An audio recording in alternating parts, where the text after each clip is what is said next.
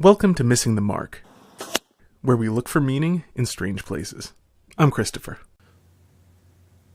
Today I'd like to talk about a very interesting asymmetry between good and evil.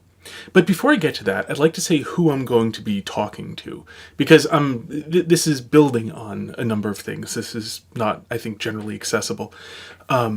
And so, certainly this is not something that I think most atheists will appreciate, especially lack of belief atheists, for the simple reason that if you don't have anything, it can't really give you anything, in the sense of you can't build where there's no ground. You can't build in a void.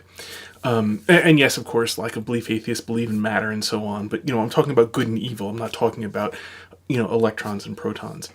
And so since they, utterly lack a belief about all the, metaphysical things, at least according to them, there's really nothing to say about that. So I'm going to be using essentially a Thomistic description of evil as the privation of form.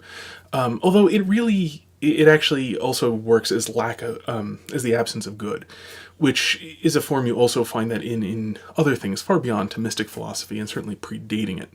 So I'd say most Christians, Christians who don't believe in free will, whatever, I don't really care about them anyway. I wish them well and stuff. It's just they have nothing valuable to say about anything. Let me see. So there's the Christians. I'd say most Jews would fall into this, especially, any Jew can respect Platonic, Aristotelian thought. Anything like, I think they would work for them.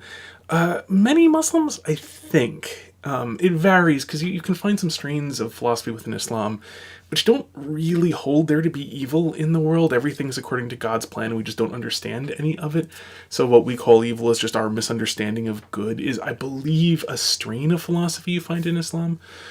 But I don't know how widespread it is. Islamic philosophy is not, theology philosophy. It is by no means my strong point. So I think there are Muslims who don't fall into that camp, who do actually recognize a real distinction between good and evil. Certainly historically there would have been, prior to, was it Avicenna, I think? I can't believe I'm forgetting this. Anyway, there was somebody, I think it was Avicenna, who wrote, no, Avicenna was the one against whom was written I'm talking about the Incoherence of the Philosophers. What was the, and I don't think that was written by Avicenna, I apologize. I'll look this up. Anyway, the Incoherence of the Philosophers was the great destruction of the influence of Aristotelian thought within the Muslim world at the time, in about the first millennia, the end of the first millennia, roughly. Prior to that, you'd find it, and the Islamic world is a pretty big place. So presumably there are people who would find it there. Also, pagans who respect anything like Aristotelian thought or Platonic thought, such pagans I think would also find this very intelligible. As I said, atheists not nearly so much. Buddhists and so on, again, probably not. Okay, so having gotten that disclaimer out of the way, because I can see lots of comments that won't help anybody. So getting out of the way who it is I'm actually talking to. To describe evil as the privation of form, that's more technical language. You'd have to know what form means in Aristotelian sense. But so instead to use the absence of good, but specifically the absence of good where there is supposed to be good. As I said, or no, did I say it? Well, anyway, just to give the example, and I apologize if I did say it, we're supposed to have two arms. So to be missing an arm is a natural evil. This is distinct from moral evil. It's not, it's fault, but is a natural evil in the sense of there is a good that you're supposed to have that you don't. To be missing two extra arms is not a natural evil because you're not supposed to have them. So evil is then, the absence of good, but good that is supposed to be there. Now, as I said, you can distinguish between natural evil and moral evil. Moral evil are moral evils are actions, things like lying and murdering and so on.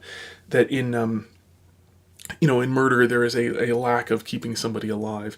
In that gets complicated. I'll actually address that in a little bit. And in lying there is an absence of truth. And so those are, but there's an absence of communicating truth there. So moral evils are in actions, whereas natural evils, by and large, tend to be exist within a moment, such as not having an arm is a natural evil, or your muscles having become very weak from atrophy is a natural evil, or if you suffer brain damage and now can't do arithmetic, that is a natural evil. It's not your fault. There's nothing. You're not morally culpable in any sense for what you can't do, but you are lacking an ability that you are supposed to have. So that's the distinction between natural versus moral evil. And this is, introducing terms that I will be using. I'm not saying that everybody who has ever used the term evil or good has used them in this sense. I'm introducing this language. This is a way of thinking of it that clarifies a great deal and makes the world make a lot more sense. Okay, so having established those terms, and evil being a lack of good, the most common metaphor is that of a shadow. So if you take a powerful flashlight and cast a light on something, you will see you'll get a shadow against, and then you have a surface behind it, you'll get a shadow. Now, that shadow, well, it looks like it has a shape, it looks like something, you move, you can do the whole like wolf, I'm not good at it, but like the whole wolf puppet thing, you can do finger puppets and so on. It looks like there are things there, but in fact there aren't. Around them there is light. In the shadow of the thing that's casting the shadow, there simply isn't light. And so that's the distinction. The shadow, it looks, because the way we, our minds process things, the way our brains process things, in particular, a shadow looks like it's got a shape. It looks like it has, like it really is a thing, but in fact it isn't. And one of the clearest ways you can see how it isn't is that there's an interesting thought experiment where you take a super powerful light and you shine it against a movie screen that is 10 light years across. And you're many, you're 100 light years away from it, something like that. And then right in front of the light source, it gets a little complicated if you actually know about intensities and energy and so on. But, let's assuming the appropriate sorts of intensities and heat-resistant fingers and so on. If you just pass your finger across it, the shadow of your finger will go across, so in 1 second, you interrupt the beam right next to the super powerful flashlight and go across. On this 10 light year long movie screen, the shadow of your finger will pass across in 1 second. So it will have done 10 light years the shadow will have moved 10 light years in 1 second. How can it go so much faster than the speed of light? Well, it can't. It can't because it's not, well, in one sense, it depends on how you want to talk about it. It can't because it isn't a thing. There's no thing moving across. Nothing is actually going at that speed. There is simply light and then an absence of light, and then light again, at any given place on the screen. And that can happen because, well, there's no thing that is moving. There's simply at any given place light, then there isn't light, then there is light. And it's just when you're looking from a distance, you see it and you can interpret this, this pattern of where there's light and where there isn't light as a shape. But in fact, the only thing that actually moved was that finger, which moved much, much, much slower than the speed of light. So that is to say, the shadow is capable of going much faster than the speed of light because the shadow doesn't exist. Now, of course, it sounds a little silly to say the shadow doesn't exist because, of course, you can point to one. You can see it. Look, there's the shadow on the wall. Well, yeah, in one sense, but in a proper sense, it doesn't exist because it can do things that things which exist can't. So evil is like that. It has sort of an outline. You can see it. It can look like something positive, but in fact it's not. Now, as I said, something like murder, it looks so much like murder actually is a positive action, like it's got a shape, because you'd have gone on living if you didn't go and stab him with your shiv. And the key to understanding this, it's actually a very hard problem. which doesn't mean that it's wrong. It simply means that you have to actually think about it for a while to understand it. Imagine that the secrets of the universe can't be comprehended in 3 seconds. Anyway, the relevant thing basically is what actually Brian Niemeyer called secondary cause. When I was speaking with him, called secondary causation. That everything in this world is, or much of the things in this world, not everything I should say, is not directly from God, but rather indirectly from God. All things have their existence through God. God being, as St. Thomas put it, the subsistent act of to be. God is existence itself, utterly unlike us, and so it is, in God we live and breathe and have our being, as the prayer goes. So, all things draw their being from God, but to a great degree we do it indirectly, because one of the great themes of creation is delegation. If you look at everything, we are given it to be goodness to each other. So, a very, very clear example is that God could make all people completely independently of each other, such that there's no such thing as parent and child. But instead, it is given to us to be parent and child, such that it is given to people to actually make other people, such that, we all of us owe our existence to other human beings in addition to God. And as such, our parents are incorporated into God's act of creating us. And so this is a tremendous gift to creation. In fact, in all beauty is a participation in God's goodness. The fact that we can interact with each other is this sort of subsidiary gift of being incorporated into God's goodness. We don't merely appreciate God, but we actually reflect God's goodness to each other, such that we can appreciate God's goodness through each other. So it is a tremendous gift. And in fact, even more complicated is that we tend to, especially modern Americans, I think, modern people in general, and everything I've read through literature suggests pretty much everyone at all times, we tend to like to think in summary. We tend to like to think in like how, in the modern era we have fiction, so we can write down this way. Like, we think of things in terms of, how would I have written this down in a plot synopsis? Or, at most, how would I have written this down in something like a novel with, a bit more detail in a plot synopsis?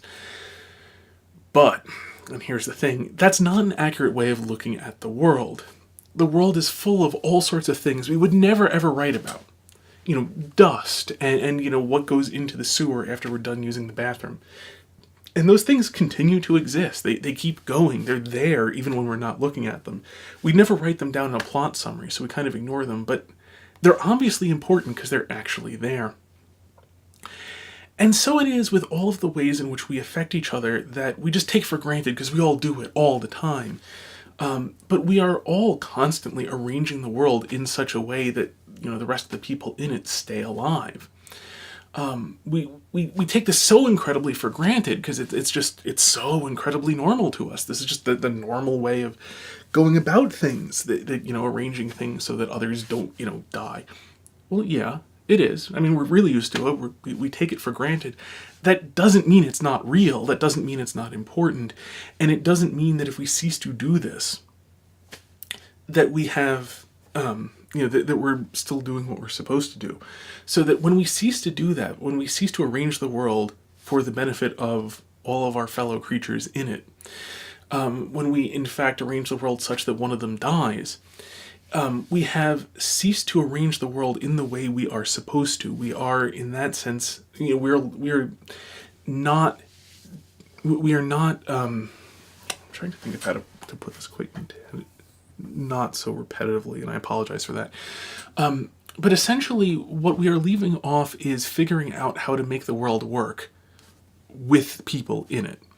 So if you really, take murder, if you really get into it, whenever a person is murdering another, they are trying to achieve some good that they see, and they're not taking the trouble of figuring out how to achieve this good with a person still in the world.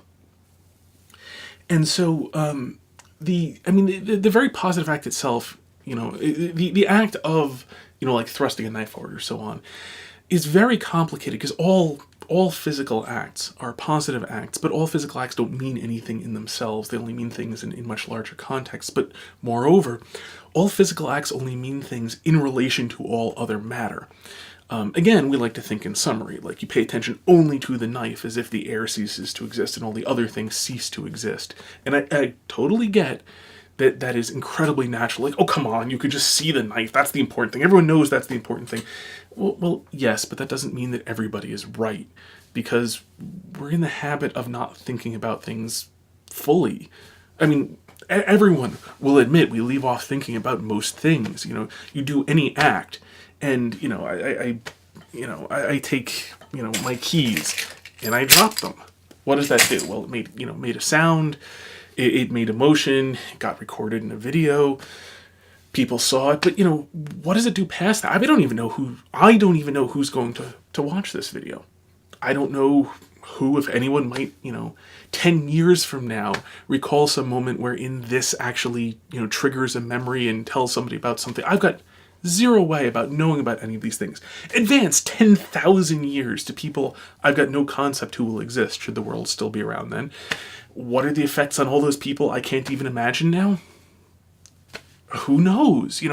Somebody might, because of something trivial that they saw, do one thing and not another, that, like the proverbial butterfly means that they go to someplace and not another, so they meet somebody or don't, and so on. And these things can have amazing rippling effects, none of which we ever think about because we can't think about them. There's no practical way to think about them. But the mere fact that we cannot practically think about these things does not mean they don't exist or that they are not important.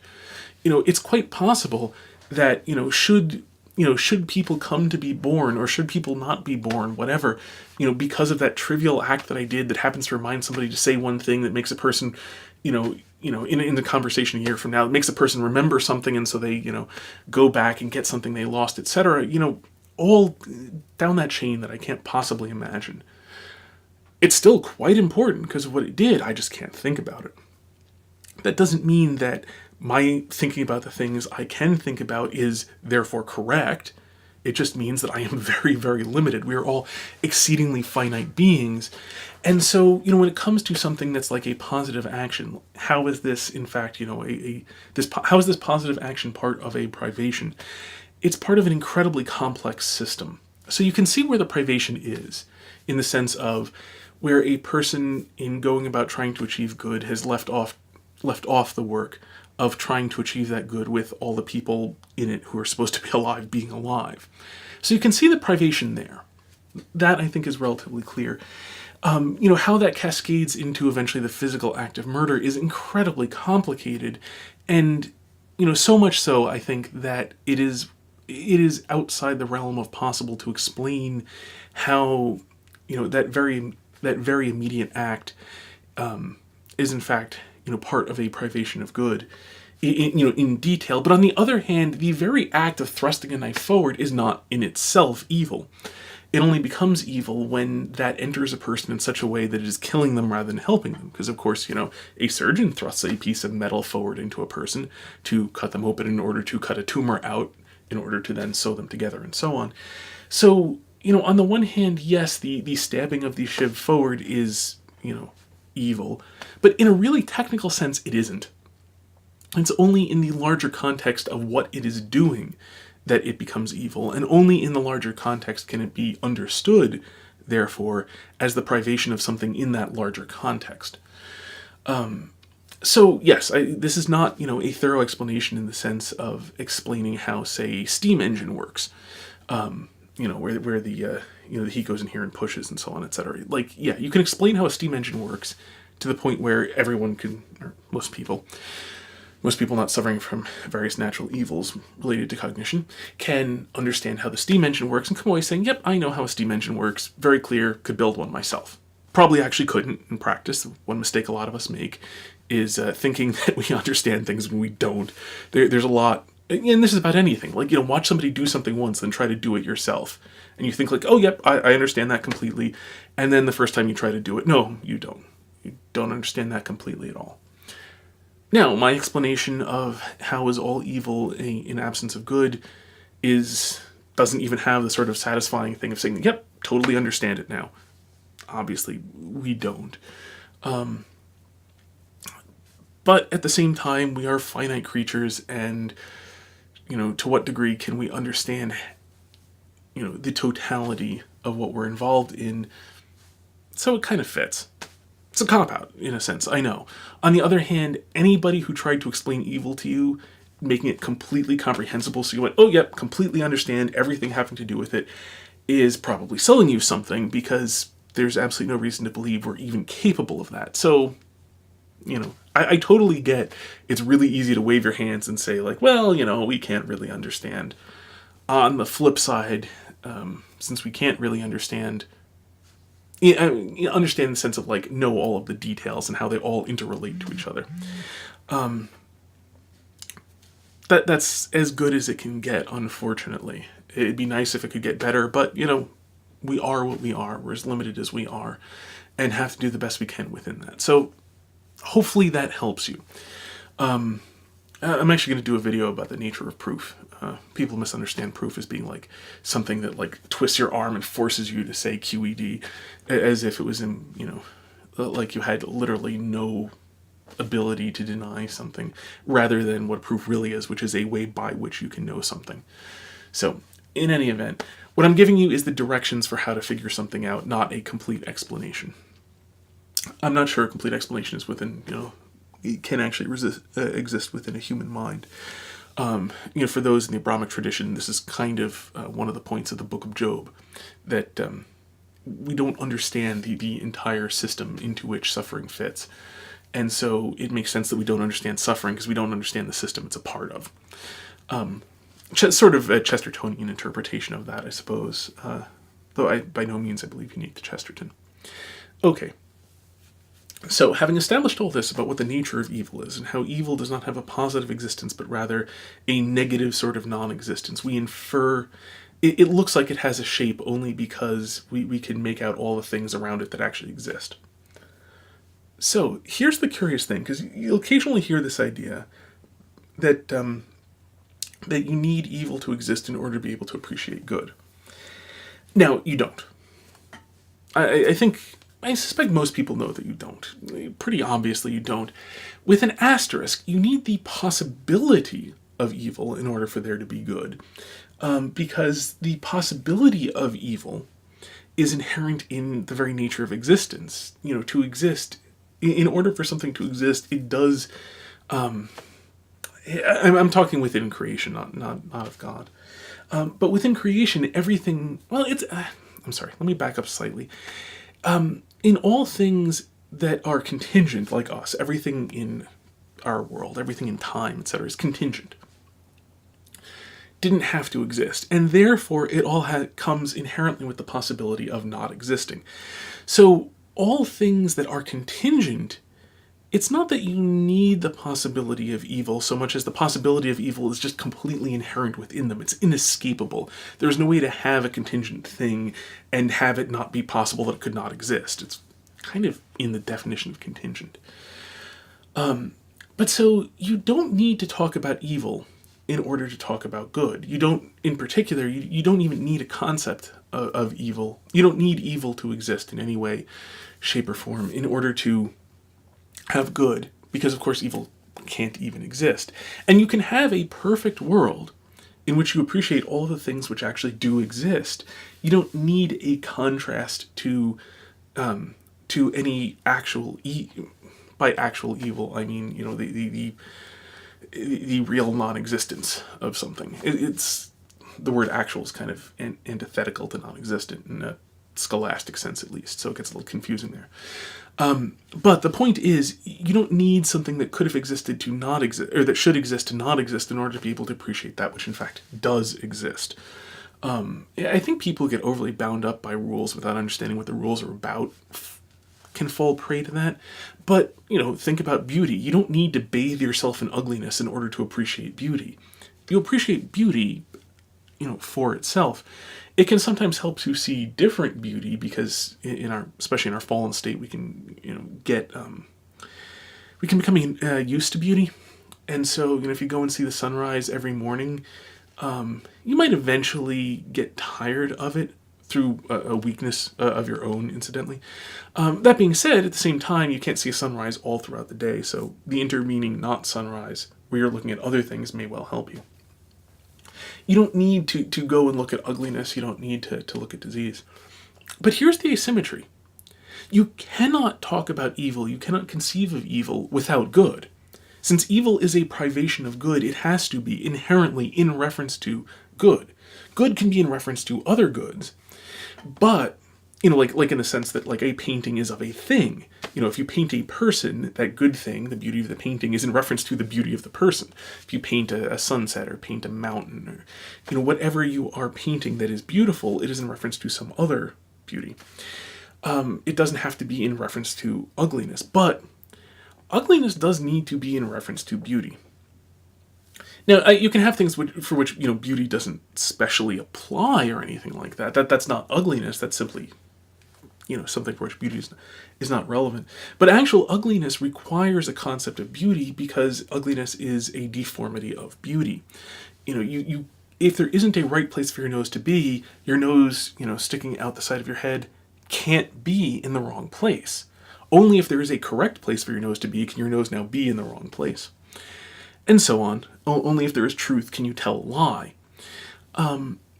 So it's kind of a fascinating thing that all evil is in reference to good. It doesn't have any sort of independent existence, so it has to be. In this sense, evil...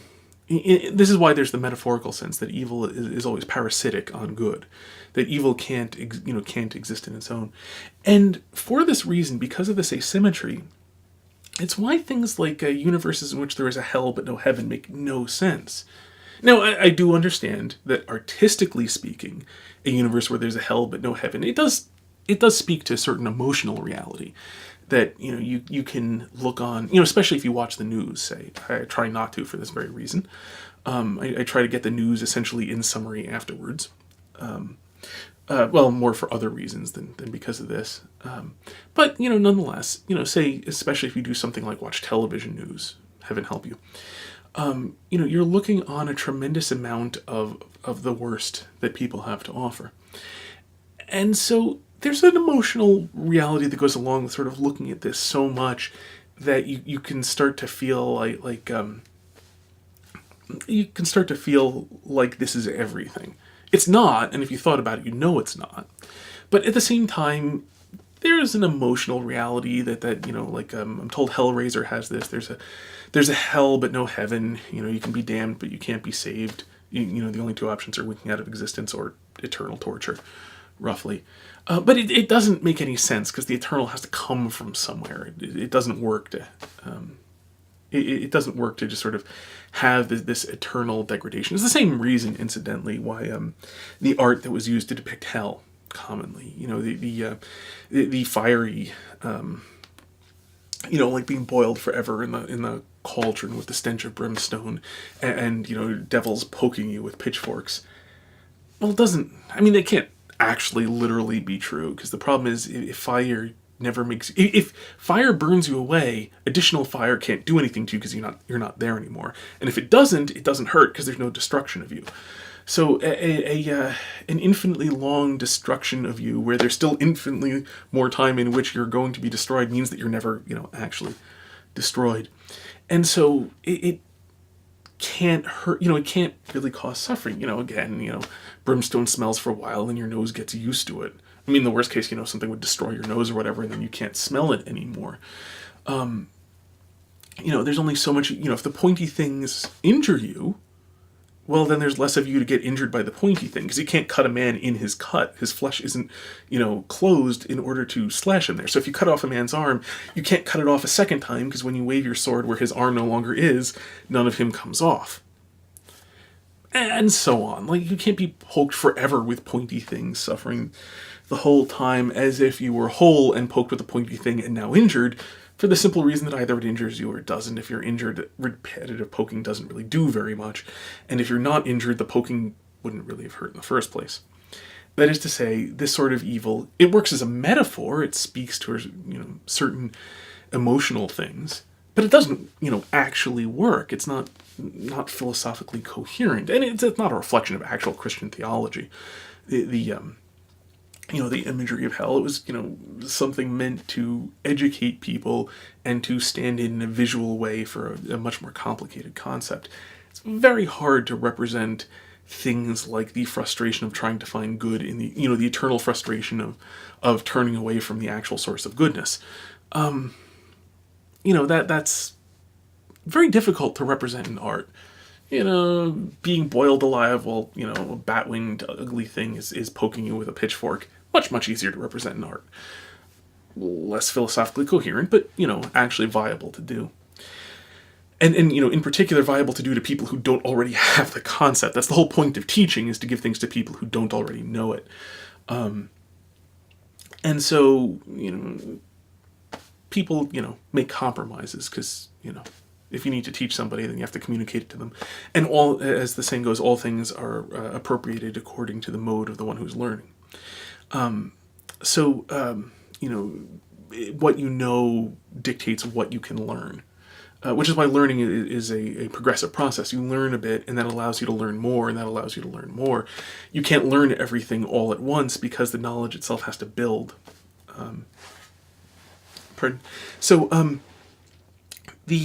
It's just the nature, the progressive nature of learning, etc. So, okay, so this was much, much longer than I expected. Hopefully it was at least interesting. But the basic point here is there is this very strong asymmetry between good and evil, that you can think about good without thinking about evil, but you can't think about evil without thinking about good. So it has a lot of practical applications, especially to anybody writing stories. The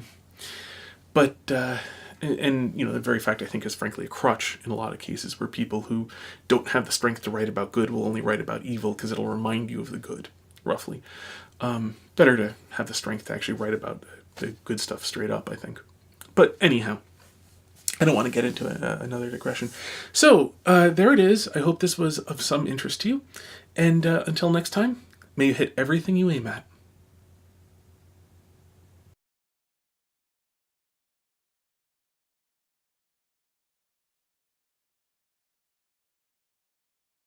Welcome to Missing the Mark, where we look for meaning in strange places. I'm Christopher. Today I'd like to talk about a very interesting asymmetry between good and evil.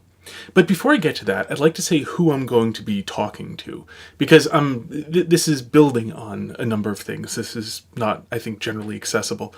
And so, certainly this is not something that I think most atheists will appreciate, especially lack of belief atheists, for the simple reason that if you don't have anything, it can't really give you anything, in the sense of you can't build where there's no ground. You can't build in a void. And yes, of course, lack of belief atheists believe in matter and so on, but, I'm talking about good and evil. I'm not talking about, electrons and protons. And so since they, utterly lack a belief about all the, metaphysical things, at least according to them, there's really nothing to say about that. So I'm going to be using essentially a Thomistic description of evil as the privation of form.